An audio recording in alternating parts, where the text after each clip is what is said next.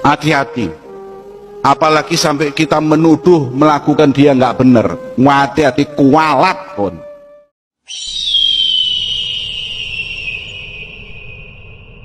Saya ini mengkhawatirkan keadaan orang-orang sekarang yang terkena fitnah dengan mengatakan bahwa Ubaidillah bin Ahmad bin Isa Muhajir itu, Ubaidillah bin Ahmad bin Isa itu nasabnya nggak ada, terputus. Mereka itu mengaku-ngaku ahlul bait. Hadirin, keturunannya Ubaidillah itu yang aulia banyak. Fakihul Muqaddam dan lain-lainnya itu banyak sekali ya. Termasuk aulia utis'a, termasuk banyak sudah. Maka mereka berani menafikan ya, menafikan nasab mereka, mengatakan bahwa mereka semua itu mengaku-ngaku. Saya khawatir. Saya nggak khawatir kalau saya nggak diakui, nggak paten aku ya. Karena seumur-umur saya belum pernah jadi ustadz itu terus bawa-bawa Habib, bawa-bawa nasab, itu belum pernah. Sampean tanya ke murid-murid saya yang saya ajar di pondok itu, pernah ndak saya ini cerita nasab saya atau cerita siapa saya? Ndak pernah sama sekali. Alhamdulillah, saya ajarkan ilmu dan thariqah, itu aja ya. Cuman yang saya khawatirkan adalah ketika mereka menafikan nasabnya para aulia. Wani loh wong-wong itu ya. Kita lihat aja akhiran mereka. Semoga tobat, dapat hidayah ya. Yang seakan ini sing goblok-goblok kepengaruh dengan omongan-omongan tersebut ya. Dan gak cerdas, karena mungkin punya hati yang kurang baik juga, jadi gampang kepengaruh ya. Saya khawatir mereka itu nanti kalau nggak merubah keyakinannya ya, kualat dengan ribuan para aulia Allah. Di Zambal itu, di zamannya Habib Abdurrahman Segaf itu, aulianya aja jumlahnya 10.000, dan semuanya itu kebanyakan dzurriyyahnya siapa? Dzurriyyahnya Ubaidillah bin Ahmad bin Isa al-Muhajir. Lah kalau semua dinafikan, dianggap bahwa para aulia tersebut semuanya bohong, nasabnya bohong, ya coba aja dilihat, gitu aja. Kita lihat aja ya. Saya berharap mereka taubat.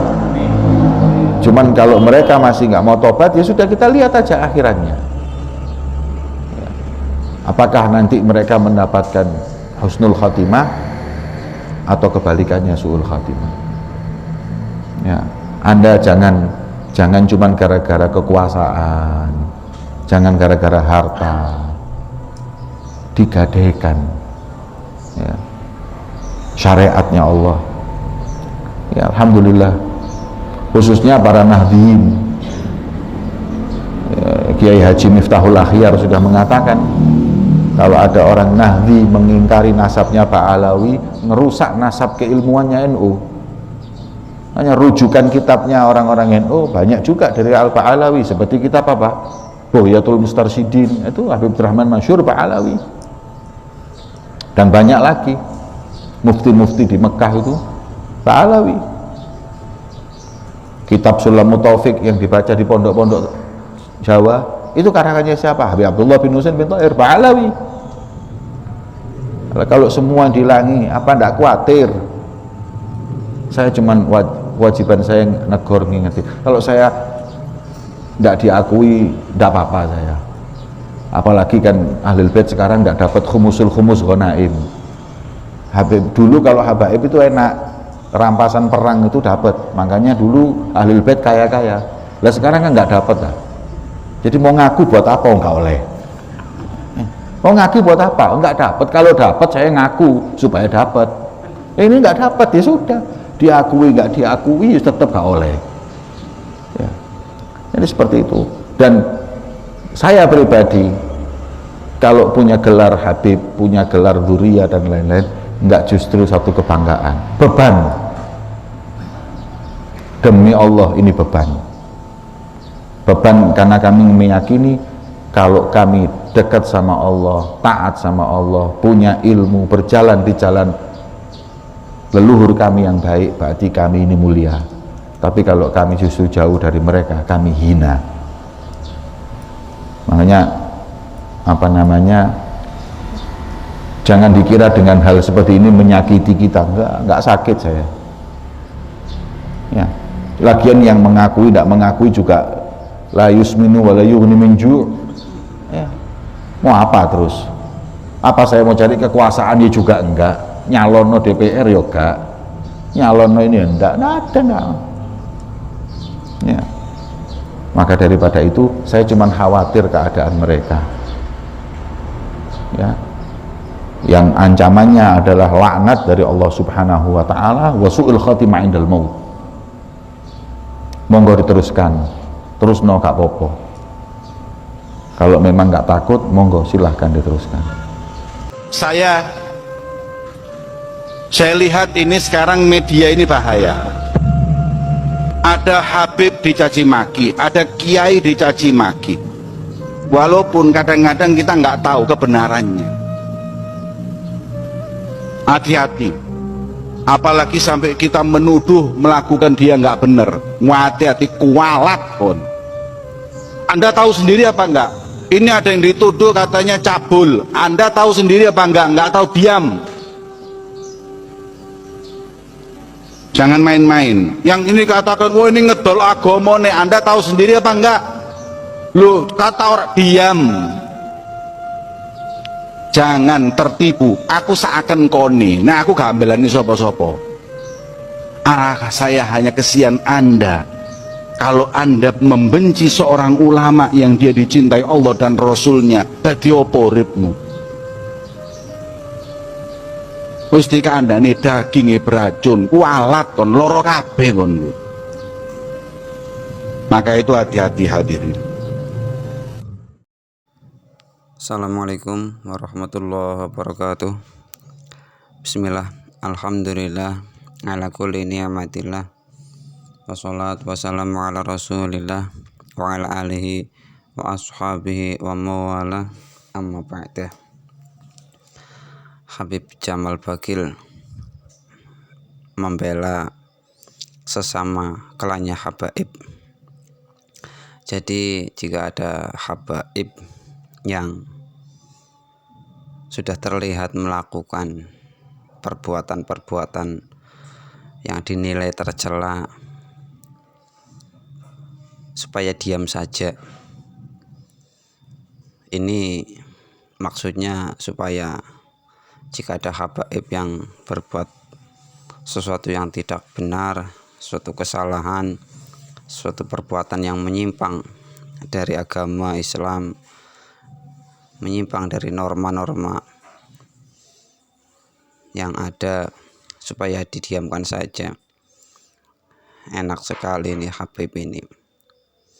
Jadi memang Habib ini mau menangnya sendiri. Sekarang jika ada Habib yang mencaci maki kiai, mencaci maki pribumi, itu enggak dikomen, dibiarkan saja. Tapi jika ada pribumi yang mencoba mengeluarkan fakta, seperti ada kemarin yang sempat ramai Habib Rifki Alaidrus yang telah meniduri seorang wanita, itu supaya diam saja, yang lain tidak boleh dikomentari. Padahal bukti korbannya sudah ada. Ya sudah, memang seperti itu watak para habaib. Ya maunya menang sendiri, seenaknya sendiri. Jangan mentang-mentang kalian mengaku sebagai keturunan dari Nabi, terus mau berbuat seenaknya saja. Lebih baik ya pulang saja kalian ke Yaman, jangan di Indonesia. Saya rasa akan lebih tentram Indonesia tanpa habaib. Juga perkataan Habib Jamal Bagil yang mengatakan bahwa ramai isu tentang Ubaidillah yang nasabnya tidak sambung kepada baginda Nabi sallallahu alaihi wasallam, hati-hati. Banyak keturunan dari Ubaidillah yang menjadi wali Allah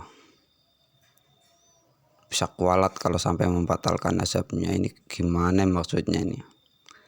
Masa jadi wali kok sampai mengkualati? Jadi keturunan Nabi sallallahu alaihi wasallam ya seharusnya justru malah menjadi rahmat, kasih sayang bagi umatnya Nabi Muhammad, bukan malah mengkualati. Terus juga ketika memang ada keturunan dari Ubaidillah yang menjadi wali